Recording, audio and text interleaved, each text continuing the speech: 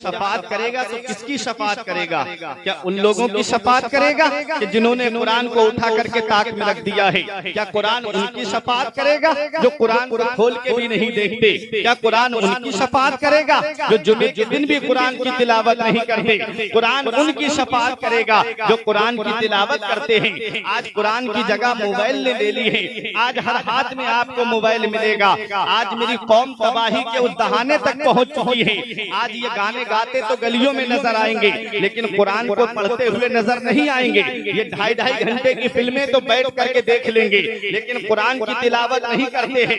हज़रात, जो कौम कुरान की तिलावत करना छोड़ देती है, उसके ऊपर अजाब नाजिल होना शुरू हो जाते हैं। जिस दिल में कुरान नहीं होता है, उस दिल को वीरान बताया गया है, उस दिल को वीराने की शक्ल में बताया गया है। अब आप मुझे बताइए, आज हमारा रिश्ता कुरान से मजबूत है कि आज हम कुरान की तिलावत करते हैं, कि आज हमारे घर में कुरान की तिलावत होती है?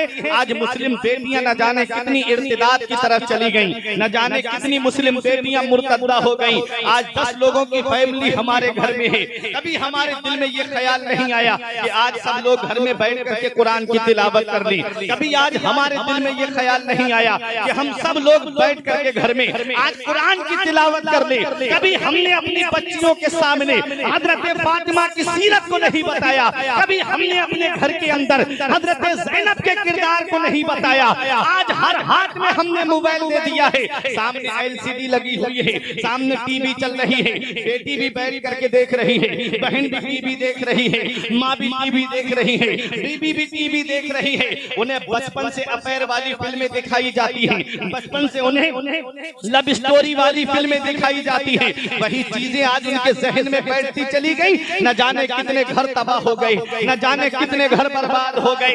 ऐ प्यारे मुसलमानों, निघासन की सरजमीन पर गुलशने मुस्तफा कॉन्फ्रेंस में आने वालों, अपने ईमान की हिफाजत करो, अपने घर वालों के भी ईमान की हिफाजत करो। उनके कुल को टीवी के सामने नहीं बिठाना है, बल्कि ये कहना है कि फजर की नमाज के बाद में तब तक नाश्ता नहीं बनाना है जब तक एक मरतबा सूरह यासीन की तिलावत नहीं करनी। नारे तकबीर, नारे रिसालत, मसलके आला हज़रत, इस्लाहे मुआशिरा, गुलशने मुस्तफा कॉन्फ्रेंस, जिसने दस्तार बंदी। वाह वाह वाह, सुभान अल्लाह, सुभान अल्लाह। दीनी माहौल बनाओ अपने घर का। मेरे आका फरमाते हैं, कुल्लुकुम राइन व कुल्लुकुम मसऊलुन अन रइयतिही। तुम में का हर शख्स जिम्मेदार है और हर शख्स से उसकी जिम्मेदारी के बारे में पूछा जाए। हर शख्स जिम्मेदार है। शौहर है तो बीबी की जिम्मेदारी उसके ऊपर है कि उसकी बीबी क्या काम करती है और क्या काम नहीं करती। अगर वो नमाज नहीं पढ़ रही है तो बीबी से तो सवाल जवाब होगा, लेकिन शौहर से भी पूछा जाएगा। हर शख्स जिम्मेदार है। बाप है तो बेटों का जिम्मेदार है, बड़ा भाई है तो छोटों का जिम्मेदार है। हर शख्स से उसकी जिम्मेदारी के बारे में कयामत में सवाल होगा। तो हमको चाहिए कि हमें अपने आप को भी जहन्नम की आग से बचाना है और अपने घर वालों को भी जहन्नम की आग से बचाना है। उनके हाथ में मोबाइल नहीं, बल्कि सीरत फातिमा ज़हरा की किताब देना है। हमें उनके हाथ में कुरान देना है ताकि वो कुरान को पढ़ें और अपने सीने में कुरान को महफूज करें। मेरे आका ने इरशाद फरमाया, अद्दिबू औलादकुम अला सलासे फिसाल, अपनी औलाद को 3 बातें सिखाओ। बस यही बात बता के तकरीर खत्म कर रहा हूँ। क्या फरमाया आका ने? अद्दिबू औलादकुम अला सलासे फिसाल, अपनी औलाद को 3 बातें सिखाओ। हुब्बे नबीयकुम, सबसे पहली बात क्या फरमाई आका ने? अपने नबी की मोहब्बत हमको सिखाओ। मोहब्बत से बोलो सुभान अल्लाह। अपने नबी की मोहब्बत सिखाओ। अब मुझे बताओ, गुलशने मुस्तफा कॉन्फ्रेंस में आने वालों, क्या नबी की मोहब्बत फिल्में दिखाने से पैदा होगी? क्या नबी की मोहब्बत उन्हें गाने सुनाने से पैदा होगी?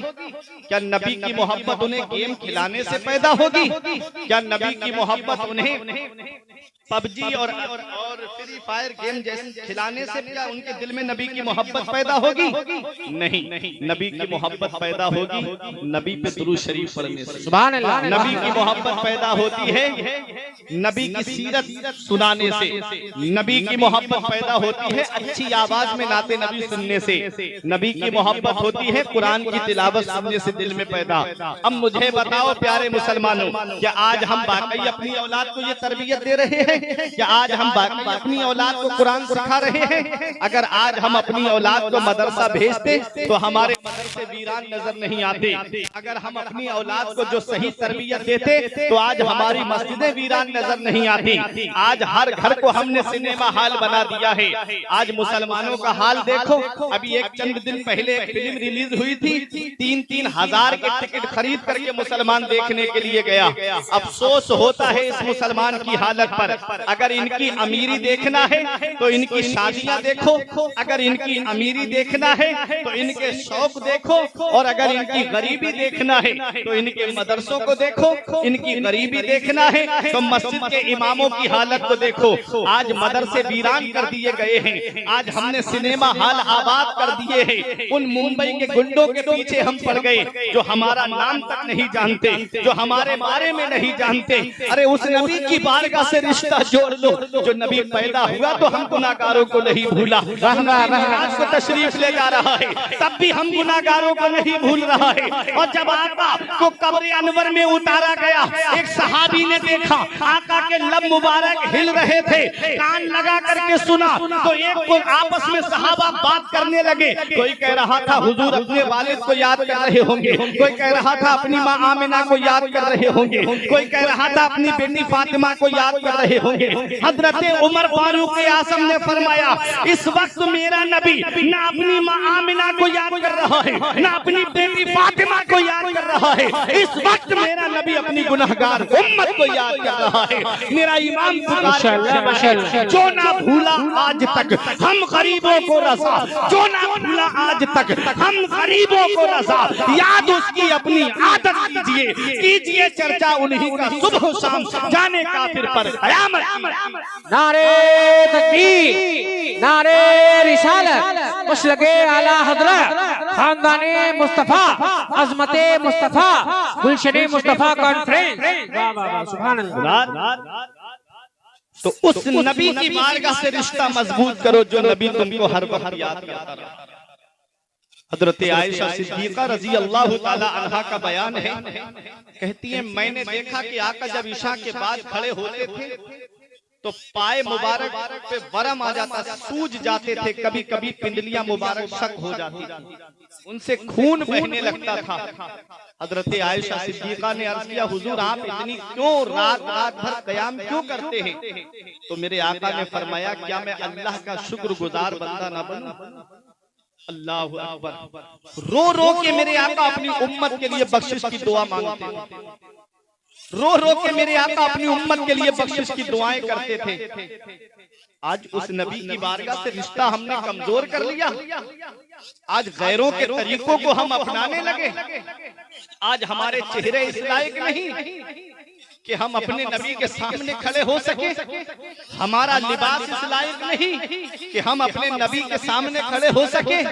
मौत का कोई भरोसा नहीं है, पता नहीं ये दुनिया कब छोड़ के हमें जाना पड़ जाए।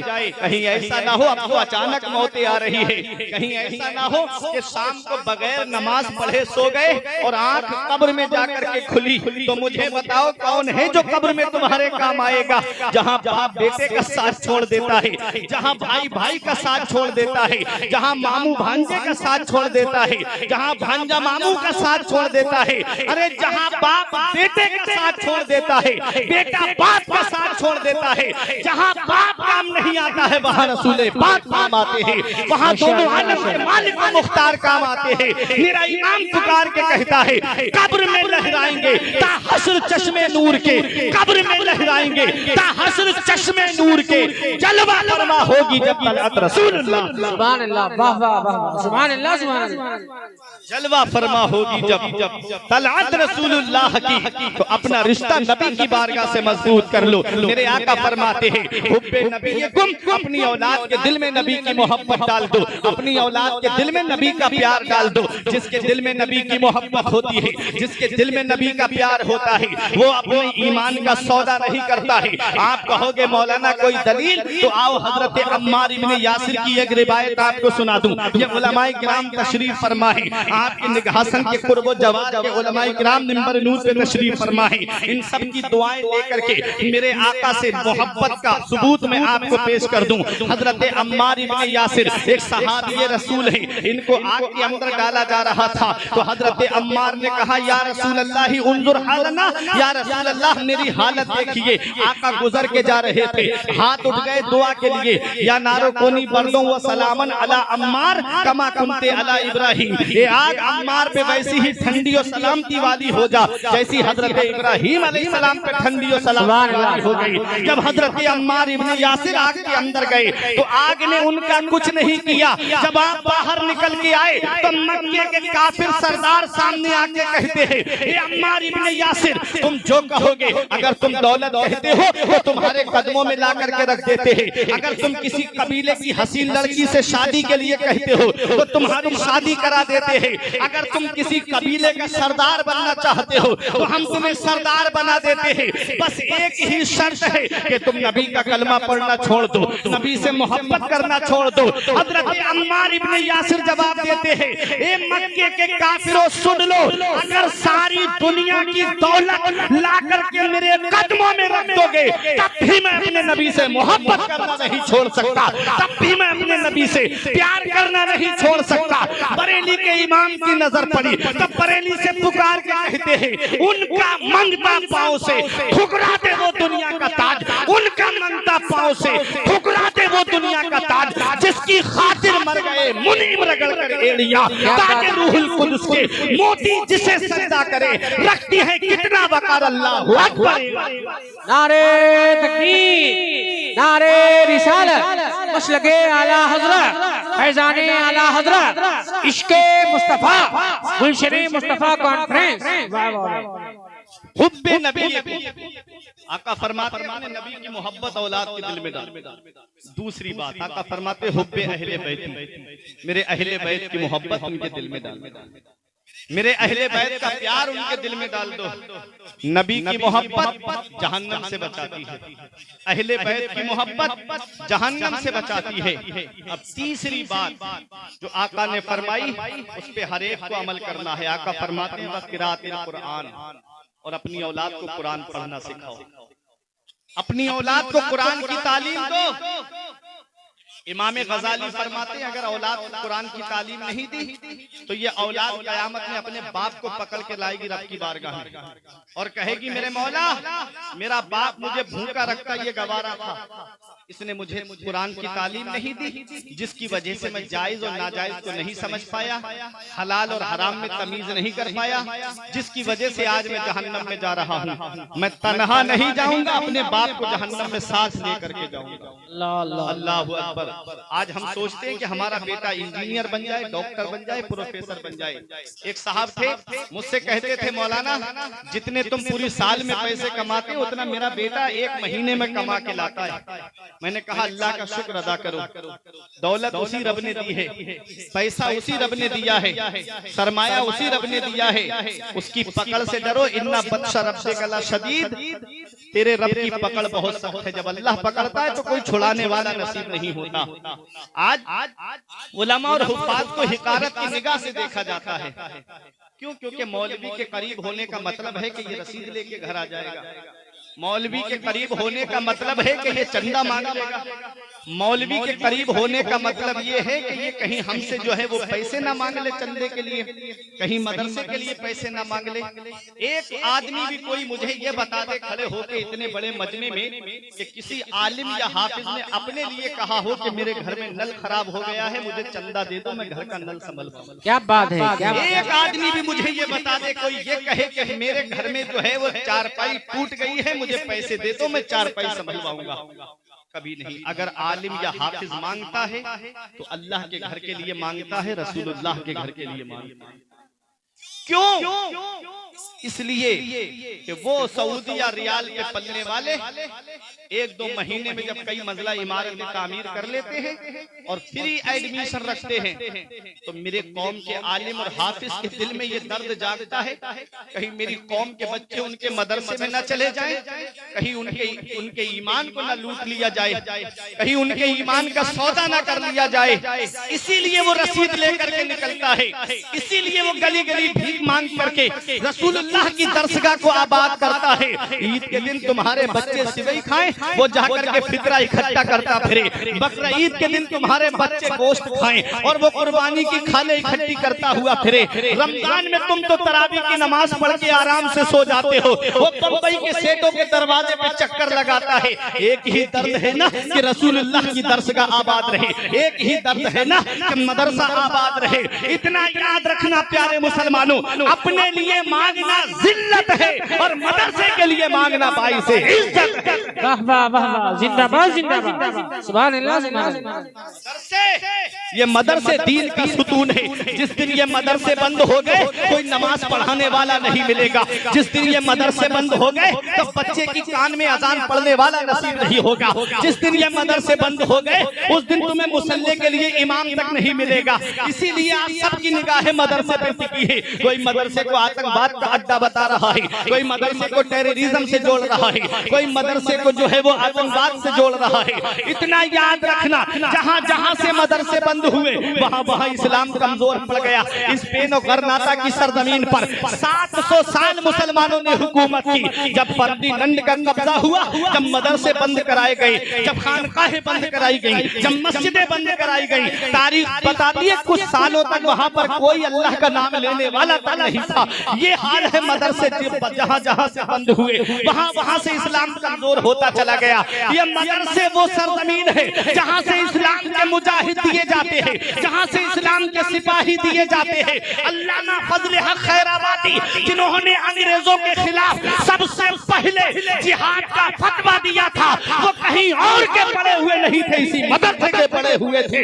मौलाना किफायतुल्लाह काफी अलैहि रहमा, जिनको मुरादाबाद के बीच चौराहे पे अंग्रेजों ने सूली पे चढ़ाया था और जो सूली पे चढ़ने से पहले ये कह के गए थे कि कोई गुल बाकी रहेगा ना चमन रह जाएगा, बस रसूलुल्लाह का दीने हसन रह जाएगा। हम समीरो बाग में है, कोई दम के चहचहे बुलबुलें उड़ जाएंगी, सूना चमन रह जाएगा। वो मौलाना किफायतुल्लाह काफी कहीं और के पड़े हुए नहीं थे, बल्कि मदरसे के पड़े हुए थे। मौलाना इनायतुल्लाह काकोरबी, जिनको अंग्रेजों ने काले पानी भेज दिया, जिन्होंने इल्म सेगा को लिखा, जो इल्म सर्फ की किताब है, वो कहीं और के पड़े हुए नहीं थे, बल्कि इसी मदरसे के पड़े हुए थे। इतना याद रखना, घासन की सरजमीन पर कुर्बो जवार से आने वालों, ये मदरसे वो है जहां तुम्हारे ईमान की हिफाजत होती है और ईमान की हिफाजत करने वाले सिपाही तुमको अता किए जाते हैं। अपने वक्त का मुजद्दिद आज़म जो 55 से ज्यादा उलूम पर महारत ताम्मा रखने वाला, 1000 से ज्यादा किताबें लिख करके इस कौम को अता फरमाने वाला, अपने वक्त का इमाम इसको मोहब्बत हुजूर सैयदी आला हजरत कहीं और के पड़े हुए नहीं थे, बल्कि मदरसे के पड़े हुए थे। और दुनिया वालों को ये पैगाम दिया था कि जिस दिल में कुरान की मोहब्बत होती है, जिस दिल में नबी की मोहब्बत होती है, जिस दिल में अहले बैत की मोहब्बत होती है, उनके ईमान को कोई लूट नहीं सकता। सुभान अल्लाह। नारे तकबीर, नारे रिसालत, मसलके आला हजरत, एजाज़े कुरान, फैज़ाने कुरान, गुलशने मुस्तफा कॉन्फ्रेंस। वाह वाह वाह, जिंदाबाद जिंदाबाद। तो कुरान अल्लाह की किताब, उसको अपने बच्चों को हिफ्ज़ कराओ, कुरान पढ़वाओ। मेरे आका फरमाते हैं, मन क़रा अल कुरान व अमिला बिमा फीह यलबिसु वालिदाहु ताज यौमल क़ियामत दौहु अहसनु का दौइ शम्स। जो कुरान पढ़े और उस पर अमल करे, अल्लाह ताला क़यामत के दिन उसके माँ बाप को ऐसा ताज अता फरमाएगा जिसकी रोशनी आसमान के चांद और सूरज से भी ज्यादा। तो अपने बच्चों को मदरसे में भेजो, कुरान की तालीम सिखाओ, कुरान का सबक उनको पढ़वाओ, क्योंकि जिस सीने में कुरान होता है उस सीने को जहन्नम की आग नहीं जलाएगी। बख्शिश की राह मोमिनो आसान बना लो, अपने लिए निजात का सामान बना लो। दुनिया की किताबों पे नजर बाद में रखना, बच्चों को पहले हाफिज़े कुरान बना लो। बस एक यही पैगाम था जो लेकर के आपके सामने आया। तेरे आमाल ऐसे हो जहां में नाम हो जाए, तेरा हर लफ्ज उम्मत के लिए पैगाम हो जाए। बना किरदार को बेमिसल उस मंजिल पे पहुंचा दे कि तुझको गैर देखे कायदे इस्लाम हो जाए। अस्सलाम।